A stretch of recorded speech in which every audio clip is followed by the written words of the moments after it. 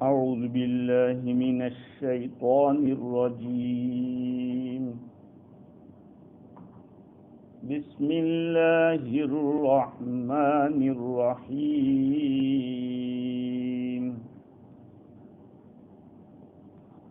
ومن الليل فتهجد به نافلة لك عسى أن يبعثك ربك مقاما محمودا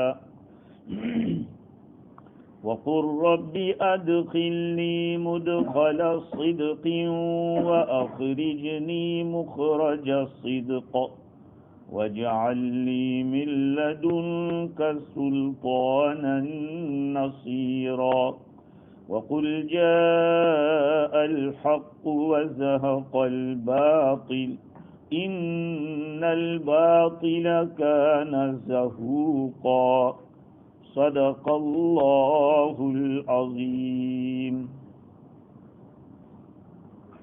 بزرگوں، پیارے بھائیوں، گزشتہ مجلس میں بات چل رہی تھی کہ اللہ رب العزت نے نفل نمازوں میں سے تہجد کا حکم دیا ہے قرآن میں. تفصیلی گفتگو آ گئی کہ کیا حضور پر فرض تھی، امت پر فرض تھی یا نہیں تھی. البتہ اس کی فرضیت منسوخ ہو گئی، کینسل ہو گئی. ہاں، تہجد کی سنیت ابھی بھی باقی ہے اور یہ سنت مؤکدہ ہے. جیسے فجر کی 2 رکعت سنت مؤکدہ، ظہر کی 4 رکعت سنت مؤکدہ، کہا تہجد بھی اسی کی طرح کی سنت ہے.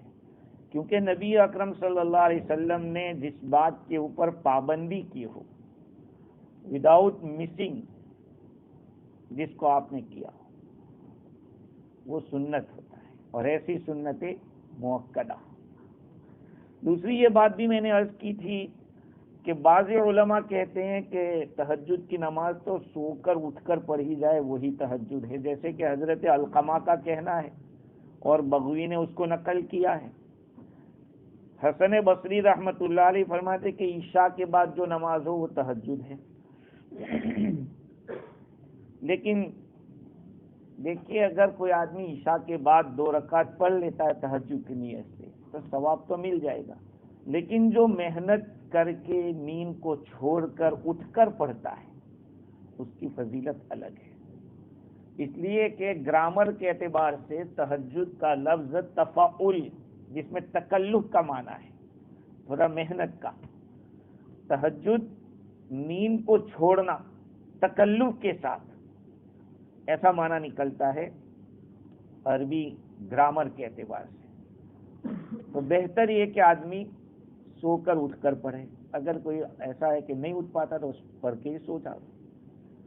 تو یہ ہے تہجد. اس کے فضائل کیا ہے؟ نبی اکرم صلی اللہ علیہ وسلم نے مدینۃ المنورہ پہنچ کر جو پہلا خطبہ دیا تھا اس میں یہ جو بات بیان کی، افشوا السلام واطعموا الطعام وصلوا الارحام وصلوا والناس نیام تدخلوا الجنۃ بسلام. سلام کو عام کرو، پہچانتے ہو نہ پہچانتے ہو سب کو سلام کرو. کھانا کھلاؤ اور رشتہ داریوں کو جوڑو، اور نماز پڑھو جبکہ لوگ سوئے ہوئے ہو. وصلوا والناس نیام، نماز پڑھو اس حال میں کہ لوگ سوئے ہو. تدخلوا الجنۃ بسلام، سلامتی کے ساتھ جنت میں داخل ہو جاؤ گے. تو اس حدیث میں دیکھو حضور نے فرمایا کہ وصلوا والناس نیام. تو یہ تہجد کی نماز ہے، قیام اللیل جس کو کہتے ہیں. حدیث شریف میں تہجد کی بڑی فضیلت آئی. حضرت ابو الدرداء رضی اللہ عنہ کی ایک تفصیلی روایت ہے جس میں اللہ تعالیٰ سمائے دنیا پر آ کر اعلان فرماتے، روزانہ ہم لوگ تو شب برات کا انتظار کرتے کہ صبرات کب ہے، کہ صبرات کو ہم لوگ دعا کریں گے. ارے روزانہ رات کو اعلان اللہ تعالیٰ کرتے ہیں کہ ہے کوئی مانگنے والا، من یستغفرونی اغفر لہ، ہے جو مجھ سے استغفار کرے میں اس کی بخشش کر دوں. من یسألونی فاعطیہ، ہے کوئی مجھ سے سوال کرنے والا جس کو میں دے دوں. من یدعونی فاستجیب لہ، ہے کوئی دعا کرنے والا جس کی دعا میں قبول کروں. یہ صبح جب صبح صادق ہوتی ہے وہاں تک اللہ کی طرف سے اعلان ہوتا ہے. اس وقت تو ہم ایک چادر کے بجائے دوسری کھینچنے کی کوشش کرتے ہیں. ٹھنڈی میٹھی میٹھی نیند آتی ہے اس وقت. دوسری حدیث حضرت ابو ہریرہ رضی اللہ تعالیٰ عنہ کی، حضور اکرم صلی اللہ علیہ وسلم سے پوچھا گیا کہ فرض نماز کے بعد سب سے افضل نماز کون سی ہے؟ آپ نے فرمایا صلاۃ اللیل، رات کی نماز. اور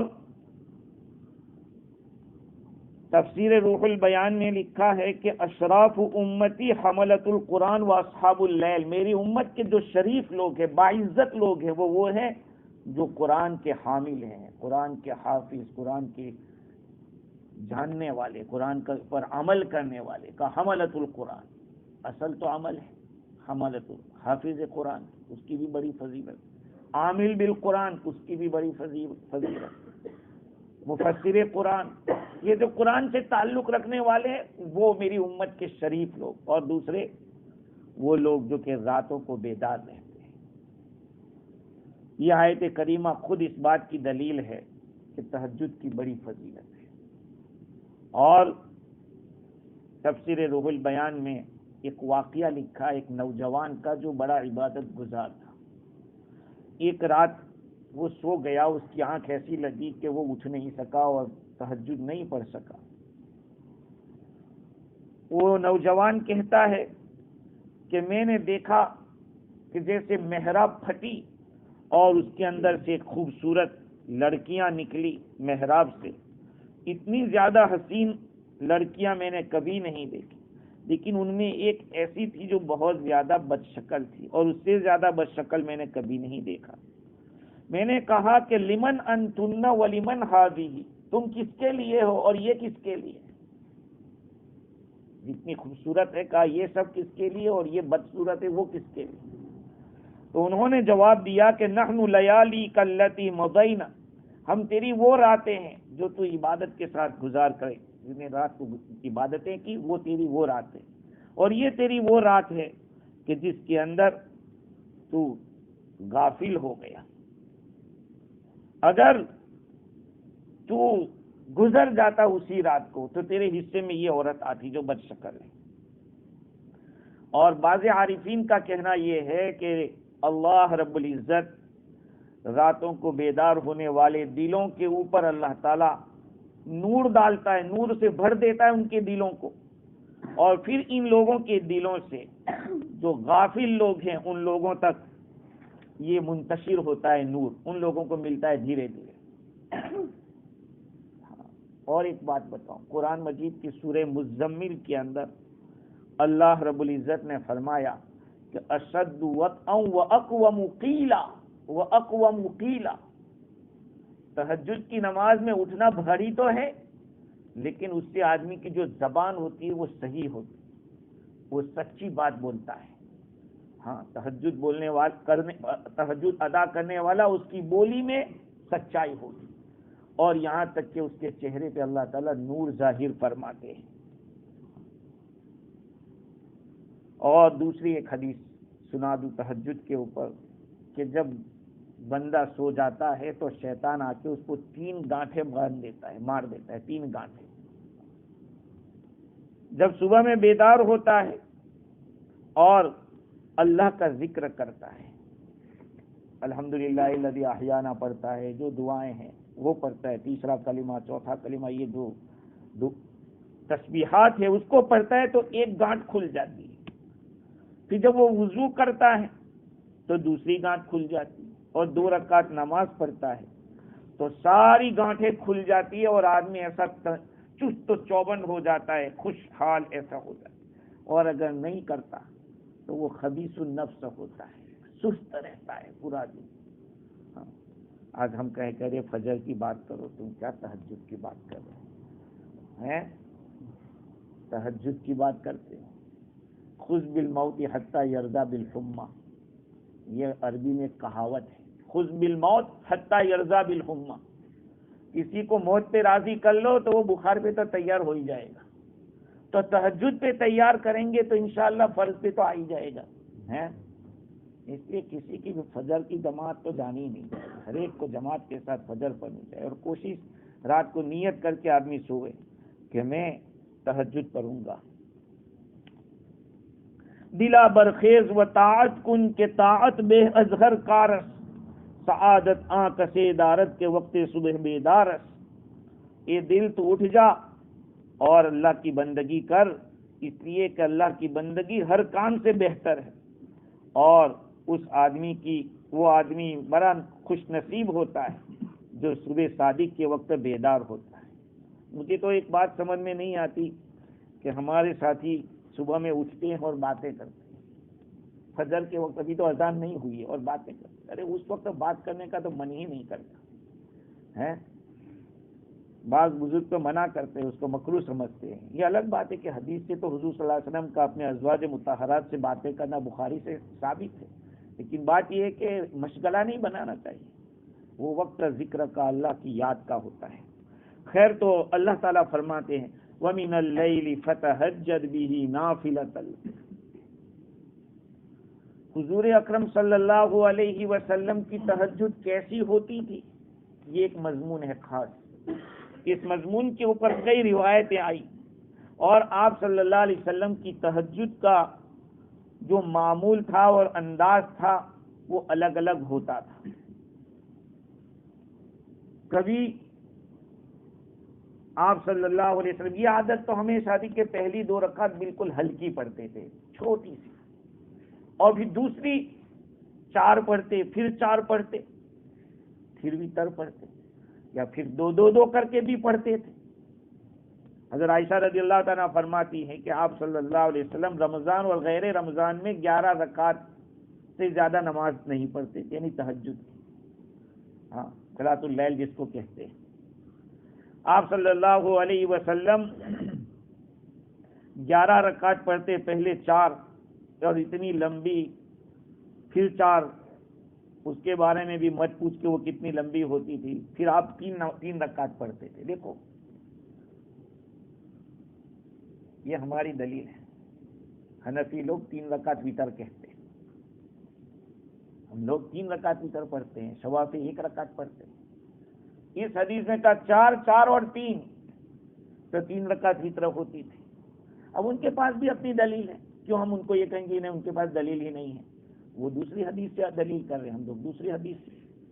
اور دوسری روایت حضرت انس رضی اللہ عنہ کی ہے کہ حضور صلی اللہ علیہ وسلم ہم دیکھتے تھے، ما کننا نشاء، ہم نہیں چاہتے کہ حضور کو دیکھے رات کو نماز پڑھتے، لیکن حضور کو دیکھتے کہ نماز ہی پڑھ رہے ہیں، اور ہم نہیں چاہتے تھے کہ کبھی حضور کو دیکھے سویا ہوا، لیکن کبھی کبھی حضور سو بھی جاتے، یعنی کئی دنوں تک سو جاتے تھے، ہاں جیسے کہ روزے کے بارے میں ہے۔ اور بعض روایت سے پتہ چلتا ہے کہ حضور رات کو 13 رکعت پڑھتے تھے۔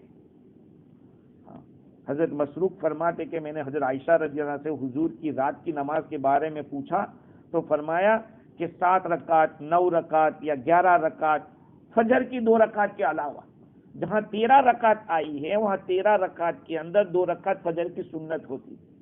آپ صلی اللہ علیہ وسلم رات کو سو جاتے، پھر تہجد کے لیے اٹھتے، تہجد کے بعد پھر 2 رکعت فجر کی سنت پڑھ لیتے، اور پھر تھوڑی دیر کے لیے لیٹ جاتے تھے۔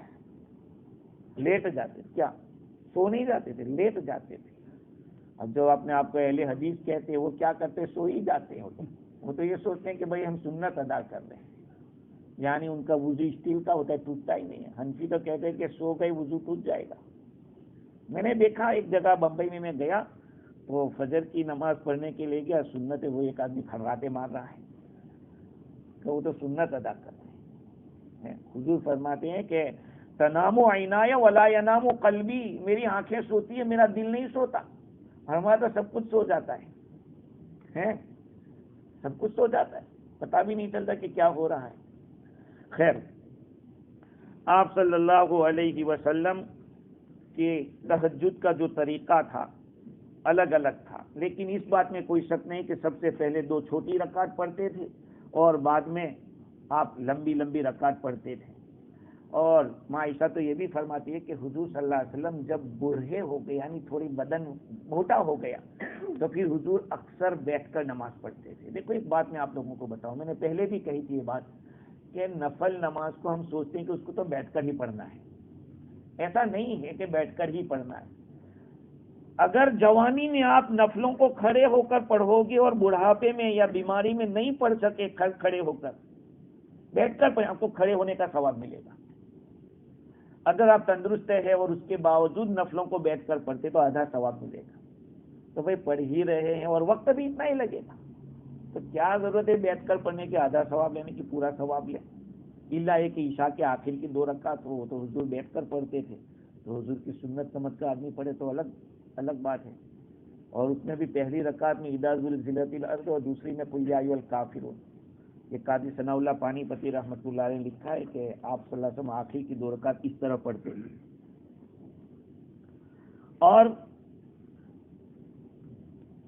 حضور صلی اللہ علیہ وسلم کا تہجد کی نماز کے اندر زور زور سے 3 مرتبہ اللہ اکبر کہنا, اور اسی طرح سے ذو الملکوت والجبروت والکبریاء والعظمت, یہ جو میں رمضان کے مہینے میں وتر کے بعد پڑھتا ہوں, سبحان ذی الملک والملکوت سبحان.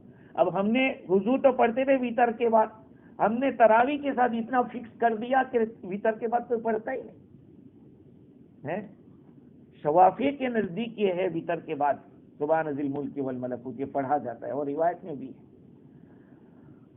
اور بعض دفعہ حضور نے ایک ہی آیت کے اندر پوری رات نماز پڑھی. حضرت ابو ذر غفاری رضی اللہ عنہ فرماتے ہیں کہ آپ صلی اللہ علیہ وسلم قیام لیل کے لیے کھڑے ہوئے تو ایک ہی آیت ان تعذبهم فانهم عبادک وان تغفر لهم فانک انت العزیز الحکیم, اے اللہ تو اگر تیرے بندوں کو اگر تو عذاب دے, اگر ان کو عذاب دے گا تو وہ تو تیرے بندے ہیں, تو جو چاہے کر سکتا ہے, لیکن اگر تو معاف کر دے تو بڑا زبردست حکمت والا ہے. اور آپ صلی اللہ علیہ وسلم کا ایک معمول یہ بھی لکھا ہے کہ آپ ایک آدمی صحابی ہے وہ نقل کرتے ہیں کہ آپ صلی اللہ علیہ وسلم جب عشاء کی نماز پڑھ لیتے تو لیٹ جاتے کچھ وقت, پھر بیدار ہوتے, پھر آسمان کی طرف دیکھتے اور 4 سپارے کی سورہ آل عمران کا آخری رکوع پڑھتے تھے. اس میں تو کچھ آیتیں لکھی ہے, لیکن میں نے بخاری شریف کی شرح میں دیکھا ابن عباس رضی اللہ عنہ فرماتے ہیں کہ پورا رکوع پڑھتے تھے. ان فی خلق السماوات والارض واختلاف اللیل والنہار لآیات لأولی الالباب, یہ رکوع پورا پڑھتے تھے. اور پھر اس کے پڑھنے کے بعد آپ صلی اللہ علیہ وسلم اپنے بستر کی طرف متوجہ ہوتے, چلے جاتے. پھر آپ صلی اللہ علیہ وسلم مسواک کرتے. مسواک کے بعد برتن کے اندر جو پانی لایا جاتا آپ صلی اللہ علیہ وسلم اس کے وضو فرماتے, نماز پڑھتے, اور یہاں تک کہ آپ صلی اللہ علیہ وسلم جتنا سوئے تھے اتنی ہی لمبی نماز پڑھتے تھے. پھر آپ پھر لیٹ جاتے, پھر اتنے ہی سو جاتے, پھر اٹھنے کے بعد پھر اسی طرح کرتے جس طرح پہلے کیا تھا. یعنی آپ صلی اللہ علیہ وسلم کا سو کر اٹھنا, پھر سو جانا, پھر اٹھنا, پھر اس طرح سے بھی ہوتا تھا. ہاں. اور ام سلمہ رضی اللہ تعالیٰ عنہ فرماتی ہیں کہ آپ صلی اللہ علیہ وسلم جتنی نماز پڑھتے تھے اتنا سوتے تھے, پھر اتنی نماز پڑھتے تھے جتنا سوتے تھے, پھر اتنا سوتے تھے جتنی نماز پڑھی, یہاں تک کہ صبح ہو جاتی تھی. ہاں. آپ صلی اللہ علیہ وسلم کی قرات ایک ایک حرف کر کے دھیرے دھیرے دھیرے آپ کی نماز ہوتی تھی. ہاں. تو یہ ہے آپ صلی اللہ علیہ وسلم کی تہجد. آگے دیکھیں, عسىٰ ان یبعثک ربک مقاما محمودا, امید ہے کہ آپ کو آپ کا رب مقام محمود تک پہنچا دے. یہ بات آ گئی. مقام محمود کیا ہے؟ ہم لوگ سب دعا پڑھتے ہیں, کرتے ہیں کہ اذان کے بعد کی دعا ہے, اللہم رب هذه الدعوة التامة والصلاة القائمة آت محمد الوسیلة والفضیلة والدرجة العالیة الرفیعة وابعثه مقاما محمودا الذی وعدته انک لا تخلف الميعاد. حدیث میں ہے کہ جس نے یہ دعا پڑھی حلت لہ شفاعتی, اس کے لیے میری شفاعت لازم ہو جائے گی. یہ دعا جو پڑھے گا, ہاں, اس نے وہ ورزقنا شفاعت اور یوم القیامہ نہیں ہے حدیث میں کہ مجھے ہمیں اور حضور کی شفاعت عطا فرمائی. ہم لوگ دعا پڑھتے ہیں کیونکہ ہم لوگ تو سب تاجر لوگ ہیں، اپنا فائدہ دیکھتے ہیں کہ حضور کو مقام محمود کے پہنچا رہے تو اپنا بھی کچھ ہونا چاہیے ہے. تو صرف خالص دعا کرو حضور کے لیے کہ اللہ مقام محمود پہ اللہ پہنچا دے. حضور نے فرمایا کہ جو یہ پڑھے گا میری شفاعت اس کے لیے. تو اب سوال یہ ہے کہ مقام محمود ہے کیا؟ اور دوسری بات یہ ہے کہ مقام محمود یہاں لانے کی کیا ضرورت ہے؟ اللہ تعالیٰ نے یہ بیان یہاں کیوں کر دیا؟ تو مجدد الفسانی رحمت اللہ علیہ کے حوالے سے تفسیر مظہری میں لکھا کہ اصل میں تہجد کا بہت بڑا تعلق ہے شفاعت کے ساتھ. شفاعت جانتے ہیں، سفارش کرنا. شفاعت یہ مقام محمود ہے کیا؟ اللہ تعالیٰ نے حضور کو ایسے رائٹس دیے، ایسے رائٹس کہ اور کسی نبی کو نہیں دیے. سمجھ رہے ہیں؟ کئی روایتیں اس کے اوپر. بعض حضرات نے دیکھو یہ شفاعت والا جو قول ہے وہ اکثر مفسرین کا قول ہے. بعض لوگوں نے یہ بھی کہا کہ اللہ تعالیٰ قیامت کے دن اپنے حبیب کو کرسی پہ بٹھائے گا اور اس میں بٹھائے گا، اپنے ساتھ بٹھائے گا. لیکن امام رازی نے اس پہ 5 اعتراض کی، 5 سوال کر دی. کہا کہ بھائی کرسی پہ ساتھ بٹھانا یہ اتنی بڑی عزت کی بات نہیں ہے جتنی بڑی عزت کی بات اللہ تعالیٰ نے اپنے حبیب کو شفاعت کا حق دیا ہے کہ جس کے اندر ساری امت کو اللہ تعالیٰ جنت میں اپنے حبیب کی سفارش سے پہنچائے گا. ہاں یہ دیکھو اللہ تعالیٰ نے شفاعت کا جو شفاعت عظما کا حق یعنی بڑی شفاعت کا حق جو دیا ہے حضور کو، اس کا نام مقام محمود ہے. وہ ہے مقام محمود. بعض لوگوں نے اور بھی اقوال نقل کیے، کرسی پہ بٹھانا، عرش پہ بٹھانا، یا یہ کہ اور بھی ہے اقوال، لیکن سب سے زیادہ محقق قول یہ ہے. وہ روایت آپ لوگ جانتے ہیں کہ قیامت کے میدان میں لوگ نفسا نفسی میں پریشان ہوں گے اور سورج بہت قریب آ گیا ہوگا. ہاں سوا نیزے پہ لوگوں کا پسینہ اتنا نکلا ہوگا، ڈوبے ہوئے ہوں گے اور سوچیں گے کہ چاہے جہنم کا فیصلہ ہو جائے لیکن فیصلہ ہو جائے بس. لوگ ادھر ادھر مارے مارے پھر رہے ہوں گے. تفصیلی روایت ہے، آپ لوگ سب جانتے ہیں.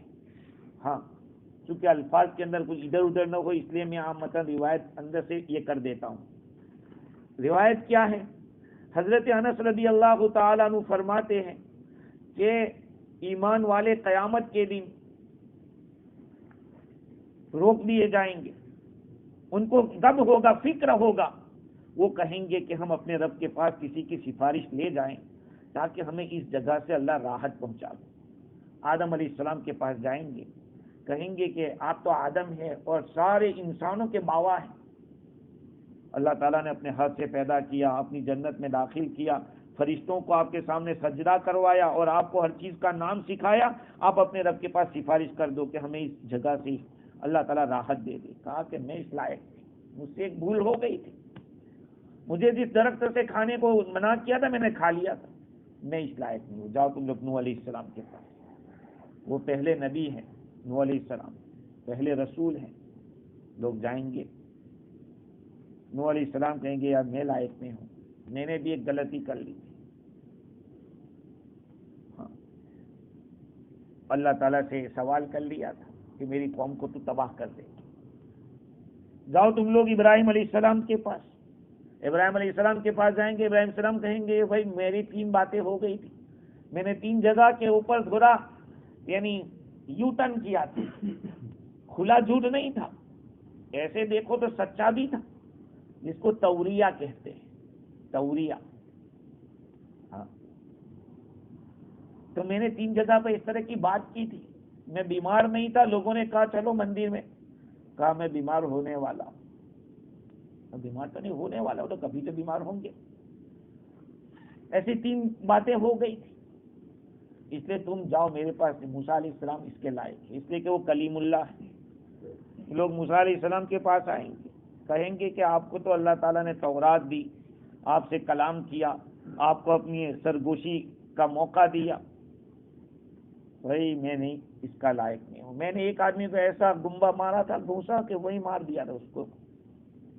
یہ میری بھول ہو گئی ہے، اس لیے تم عیسیٰ کے پاس جاؤ. لوگ حضرت عیسیٰ علیہ السلام کے پاس آئیں گے، کہیں گے کہ آپ تو اللہ کے بندے، اللہ کے کلیمہ، اللہ کے رسول، اللہ کی روح، سب کچھ. وہ کہیں گے کہ بھئی میں اس لائق نہیں. اب یہ کہیں گے لوگوں نے میری پوجا کرنا شروع کری، مجھے خدا ماننا شروع کر دیا. تم محمد صلی اللہ علیہ وسلم کے پاس جاؤ، اس لیے کہ ما تقدم من ذنبہ وما تأخر، اللہ تعالیٰ نے فرمایا کہ آپ کے اگلے پیچھے گناہ سب معاف. لوگ آئیں گے، حضور فرماتے ہیں کہ میں اپنے رب سے اجازت لوں گا، مجھے اجازت دی جائے گی، اور میں دیکھوں گا اللہ کی طرف کہ فوراً سجدے میں گر جاؤں گا. اللہ تعالیٰ مجھے چھوڑے رکھیں گے جب تک چاہیں گے. میں اللہ سے مانگ دو، اللہ تعالیٰ فرمائیں گا ارفع محمد، اپنا سر اٹھاؤ، وقل تسمع، اور بتاؤ، آپ کی بات سنی جائے گی. واشفع تشفع، سفارش کرو، آپ کی سفارش قبول کی جائے گی. یہ اللہ تعالیٰ کی طرف سے کہا جائے گا. وسل تعطیٰ، مانگو، جو مانگو گے آپ کو دیا جائے گا. حضور فرماتے کہ میں اپنا سر اٹھاؤں گا اور میں اپنے رب کی وہ تعریف کروں گا جو مجھے اللہ تعالیٰ اس وقت سکھائے گا. ابھی مجھے یاد نہیں کہ مجھے کیا کرنا ہے، اس وقت تعریف اللہ تعالیٰ اس وقت سکھائے گا. عجیب اللہ کا نظام ہے. پھر اللہ سبحانہ و تعالیٰ سے میں سفارش کروں، میں کئی لوگوں کو جہنم سے نکالوں گا. اب روایتیں مختلف ہیں. بعض روایت میں یہ بھی ہے کہ اب اللہ تعالیٰ کے سامنے حضور کی سفارش کی وجہ سے حساب کتاب شروع ہوگا. ایسی سفارش تقریباً بعضوں نے 5 بعضوں نے 6 تک بتلائی. اللہ کے نبی صلی اللہ علیہ وسلم جو سفارش کریں گے، اس سفارش کی سب سے پہلی سفارش یہ ہوگی کہ میدان حشر کے اندر کام شروع ہو جائے، سوال جواب سب شروع ہو جائے. اور دوسرا قول یہ ہے کہ کچھ لوگوں کو بغیر حساب کتاب کے جنت حضور دلائیں گے. کچھ لوگوں کو یہ سفارش بھی ہوگی. اللہ ہم سب کو نصیب فرمائے. کس کی طاقت ہے حساب کے لیے کھڑا ہونے کی؟ کس کی طاقت ہے؟ میرے کو طاقت نہیں ہے. تیسری سفارش حضور کی وہ ہوگی کہ جن لوگوں کے لیے جہنم کا حکم ہو گیا ہے، حساب لے لیا گیا اور عذاب کے مستحق ہو گئے ہیں، اللہ تعالیٰ سے سفارش کریں گے کہ یا اللہ ان کو عذاب نہ دیا جائے، اللہ ان کو عذاب نہ دیا جائے. یہ بھی ایک سفارش ہوگی. چوتھے نمبر کی سفارش وہ گنہگار ایمان والے جو جہنم میں جا چکے ہیں، ان کو وہاں سے نکالنے کے لیے اللہ تعالیٰ سے حضور سفارش کریں گے. 5ویں نمبر پہ کچھ لوگوں کے رفع درجات کی سفارش ہوگی کہ ان کے درجات کو بلند کیے جائے. اور قاضی یاز مالکی یہ کہتے ہیں کہ ابو طالب کے لیے حضور کی سفارش یہ کہ ان کے اوپر عذاب ہلکا کیا جائے. اور قرطبی نے کہا کہ ساری امتوں سے پہلے اس امت کو جنت میں بھیجا جائے. جب تک حضور کی سفارش نہیں ہوگی یہ امت بھی جنت میں نہیں جا سکے گی. معلوم ہوا کہ سفارش کو سب کو ضرورت پڑے گی سفارش کی. لہذا کوئی یہ سوچے کہ سفارش کیسی، بغیر سفارش کے نہیں. امت کے اندر ایک فرقہ ہے معتزلہ اور خوارج، سفارش کا وہ انکار کرتے ہیں. اور شفاعت کا ان کا انکار کرنا اس وجہ سے ہے کہ جو لوگ سزا کے لائق ان کو سزا ملنی چاہیے، جو ثواب کے حقدار ہیں ان کو ثواب ملنا چاہیے، جو سزا کے حقدار ہیں ان کو سزا ملنی چاہیے. یہ کیا ہے کہ جو سزا کے حقدار ان کو سزا سے نکلوا رہے.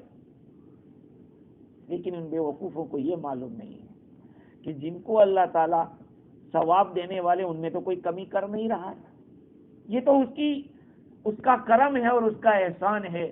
اللہ تعالیٰ اپنے حبیب کے مقام کو واضح کرنا چاہتا ہے کہ بھئی حضور کی سفارش سے ان لوگوں کو. اور بھی بہت ساری حدیثیں ہیں جس سے پتہ چلتا ہے کہ آپ صلی اللہ علیہ وسلم شفاعت کریں گے. یہاں تک کہ قاضی ثناء اللہ پانی پتی رحمۃ اللہ علیہ نے 27 صحابہ سے حدیث نقل کی جس میں حافظ ابن کثیر رحمۃ اللہ علیہ نے بھی 8 حدیثیں نقل کی کہ اللہ کے رسول صلی اللہ علیہ وسلم شفاعت کریں گے. جیسے کہ ایک حدیث یہ ہے کہ آپ صلی اللہ علیہ وسلم نے فرمایا ان ربی خیرنی بین ان یدخل نصف امتی الجنہ، اللہ تعالیٰ نے مجھے اختیار دیا کہ آپ کی امت کا آدھا حصہ میں جنت میں بھیج دیتا ہوں، بس بات خلاص. یا یہ کہ آپ کو شفاعت کا حق دیا جائے کہ آپ جتنوں کو چاہے نکلوائیں. آپ صلی اللہ علیہ وسلم نے یہ پسند نہیں کیا، قبول نہیں کیا کہ میری آدھی امت جنت میں چلی جائے اور آدھی جائے جہنم میں. نہیں، حضور اکرم صلی اللہ علیہ وسلم نے اختیار کیا فاخترت الشفاعہ وہو لکل مسلم، جو بھی ایمان کے ساتھ دنیا سے گیا ہے اس کو اللہ کے نبی کی شفاعت ملے گی، جو بھی. دوسری ایک حدیث ہے کہ حضرت عمر رضی اللہ تعالیٰ نے ایک مرتبہ خطبہ دیا اور فرمایا کہ اس امت میں لوگ ایسے کچھ پیدا ہوں گے جو رجم کو جھٹلائیں گے. رجم ایسی سزا، کوئی زنا، اگر کوئی آدمی شادی شدہ اگر زنا کرتا ہے تو اس کو سنسار کر دیا جاتا ہے، اس کو مار کے ختم کر دیا جاتا ہے. اگر اسلامی حکومت ہو تو کوئی کیس ہاتھ میں مت لے لینا، کوئی نہ گڑبڑ ہو جائے گی. ہاں، اور کچھ ایسے لوگ پیدا ہوں گے جو دجال کو جھٹلائیں گے کہ دجال کوئی چیز نہیں ہے، حالانکہ ہر نبی نے بتلایا ہے دجال کے بارے میں. ہاں، تیسرا ایسے لوگ پیدا ہوں گے جو سورج کو مغرب سے نکلنے کا انکار کریں گے، جھٹلائیں گے. آج تو سائنس بھی کہنے لگی کہ سورج کو ایک وقت آئے گا کہ بجائے ایسٹ کے وہ ویسٹ سے نکلے گا. اور کچھ لوگ ایسے پیدا ہوں گے جو عذاب قبر کو جھٹلائیں گے. اور کچھ لوگ وہ ہوں گے جو حضور کی شفاعت کا انکار کریں گے، شفاعت کو جھٹلائیں گے. اور کچھ ایسے لوگ ہوں گے جو ایسے لوگوں کا انکار کریں گے جو جہنم میں زخم ہو کے گئے کے بعد میں نکالے گئے. آپ کو معلوم ہے کہ پوری صراط کے اوپر سے جب گزریں گے تو کچھ تو ایسے ہی بھاگ کے نکل جائیں گے، کچھ وہ تھوڑے دھیرے سے نکلیں گے. کچھ ایسے ہوں گے کہ جو ان کو خراش آئی ہوگی اور اندر گئے ہوں گے، پھر ان کو نکالا جائے گا. مسلم شریف کے اندر تفصیل کے ساتھ فتح الملہم نے لکھا ہے اس کی شرح کے اندر کہ کیسے کیسے لوگ شفاعت کریں گے. ارے علماء بھی شفاعت کریں گے، شہید اللہ کے راستے میں شہید ہونے والا وہ بھی شفاعت کرے گا. چنانچہ حدیث ہے کہ حضرت انس رضی اللہ تعالیٰ عنہ، ابن ماجہ کی روایت ہے حضرت عثمان رضی اللہ عنہ کی، کہ کل قیامت کے دن انبیاء پھر علماء پھر شہداء یہ شفاعت کریں گے، سفارش کریں گے. اب یہ کیا ہوگا؟ قاضی ثناء اللہ پانی پتی رحمۃ اللہ علیہ کہتے ہیں کہ یہ ایسا ہوگا کہ علماء حضور سے کہیں گے کہ ہمارا فلاں رشتہ دار ایسا ہے، اس کو نکال لو. ہے شہید جو ہوگا، ارے حاجی بھی، بعض روایت میں حاجیوں کا بھی تذکرہ ہے، حاجی بھی سفارش کرے گا. تو شفاعت تو ہے، اور خاص طور پر شفاعت کبیرہ گناہ کرنے والوں کے، امت کے اہل الکبائر، کبیرہ گناہ والے، اللہ کے رسول ان کے لیے شفاعت کریں. ارے بھائی جو نیک ہے اور جو پاس ہو گیا ہے اس کو تو سفارش کی ضرورت نہیں ہے، لیکن اس کو جنت میں جانے کے لیے حضور کی شفاعت کی ضرورت پڑے گی. ہے اچھا، جن جہنم میں چلے گئے ان کو تو نکالنے، وہ کیوں گئے تھے؟ بڑے گناہ تھے، اس وجہ سے تو گئے تھے، تو ان کو نکالنا ہے. تو جو معتزلہ اور خوارج کہتے ہیں کہ شفاعت کوئی چیز نہیں ہے، وہ غلط ہے. بہت ساری روایتوں سے یہ چیز ثابت ہے.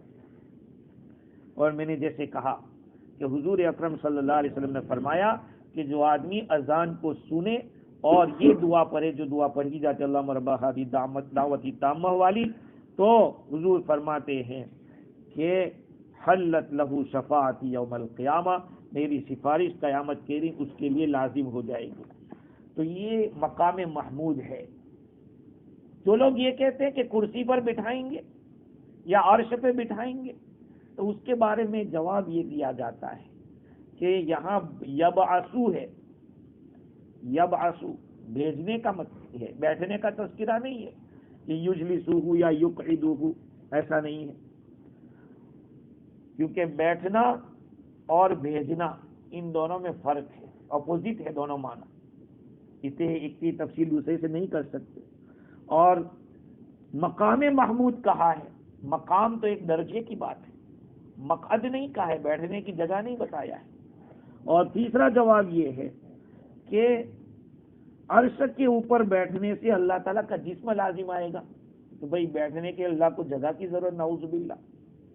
اور چوتھا جواب یہ ہے کہ اللہ تعالیٰ کے ساتھ بیٹھنا، یہ تو ایمان والے بیٹھیں گے، اللہ تعالیٰ پوچھیں گے، علماء کو بھی بٹھایا جائے گا اللہ تعالیٰ کے ساتھ، اللہ تعالیٰ کے پاس، کما یلیق لسانی۔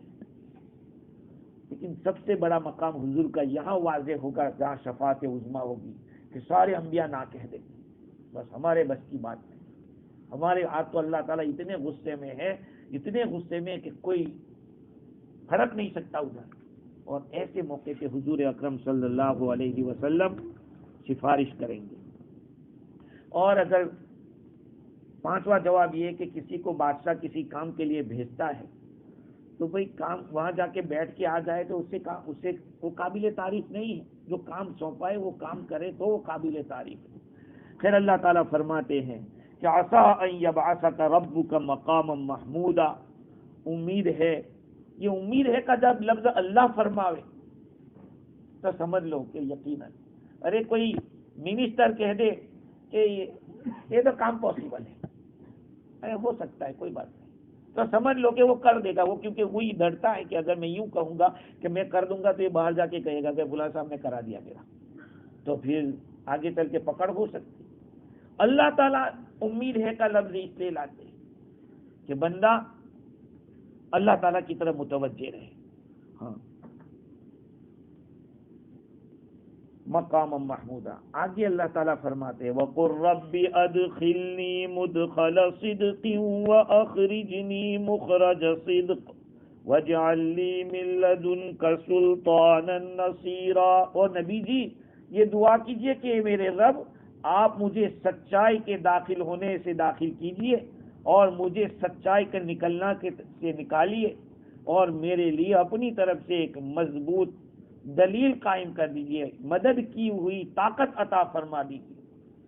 یہ حضور کو دعا بتلائی جا رہی ہے، رب ادخلنی مدخل صدق واخرجنی۔ کسی بھی شہر میں جاؤ، کسی دوسرے ملک میں جاؤ، یہ دعا پڑھو، اور ایک کوئی پریشانی ہو تب بھی آپ یہ دعا پڑھ سکتے ہیں، رب ادخلنی مدخل صدق واخرجنی مخرج صدق واجعلنی من لدنک سلطانا نصیرا۔